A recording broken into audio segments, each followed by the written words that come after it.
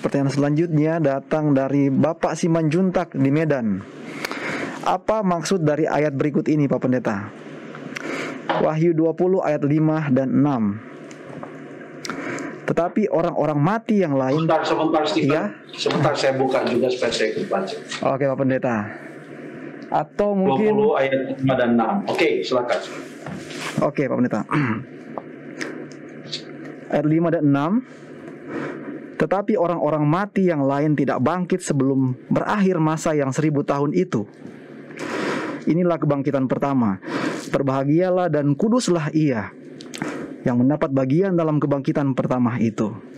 Kematian yang kedua tidak berkuasa lagi atas mereka, tapi mereka akan menjadi imam-imam Allah dan Kristus. Dan mereka akan memerintah sebagai raja bersama-sama dengan dia 1000 tahun lamanya. Demikian, Pak Pendeta. Terima kasih. Jadi pertanyaannya adalah apakah maksudnya dengan ayat tersebut? Ini bisa panjang, bisa pendek. Jawaban atau tanggapannya, kita baca ayat yang kelima. Orang-orang mati yang lain tidak bangkit sebelum berakhir masa yang 1000 tahun itu. Apa artinya? Bahwa karena disebutkan di sana orang-orang mati yang lain, berarti ada dua golongan orang yang mati. Orang yang mati yang bagaimana ayat yang keempat mengatakan yang tidak menyembah binatang itu dan patungnya, yang dipenggal kepalanya karena kesaksian tentang Yesus karena firman Allah, tidak menyembah binatang itu, patungnya dan yang tidak juga menerima tandanya pada dahi dan tangan mereka, dan mereka hidup kembali, ya, mereka hidup kembali dan memerintah sebagai raja bersama-sama dengan Kristus untuk masa 1000 tahun.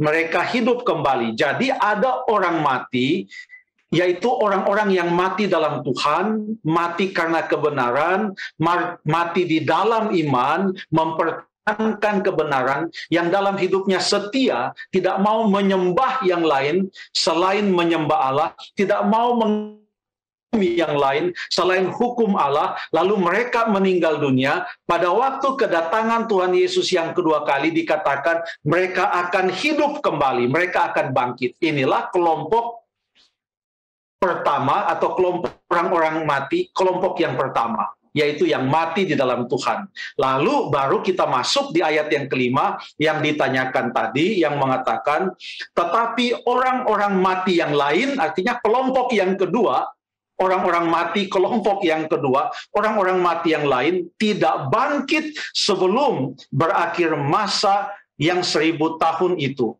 Ya, inilah kebangkitan yang pertama. Kebangkitan mana yang pertama? Yaitu kebangkitan kelompok orang-orang mati yang pertama tadi.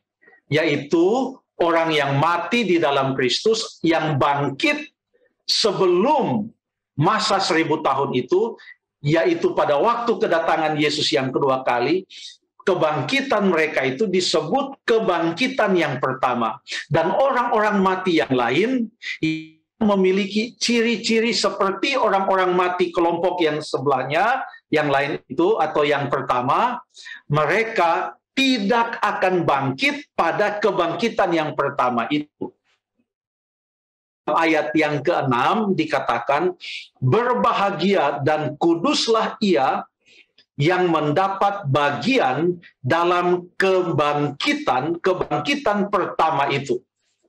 Kematian yang kedua atau kematian yang kekal itu tidak berkuasa lagi atas mereka, tetapi mereka akan menjadi imam-imam Allah dan Kristus, dan mereka akan memerintah sebagai raja bersama-sama dengan dia 1000 tahun lamanya. Di dalam sorga 1000 tahun lamanya. Kalau mau diteruskan cerita ini, tapi saya mau anjurkan supaya kita mengikuti KKR Net yang sedang berlangsung.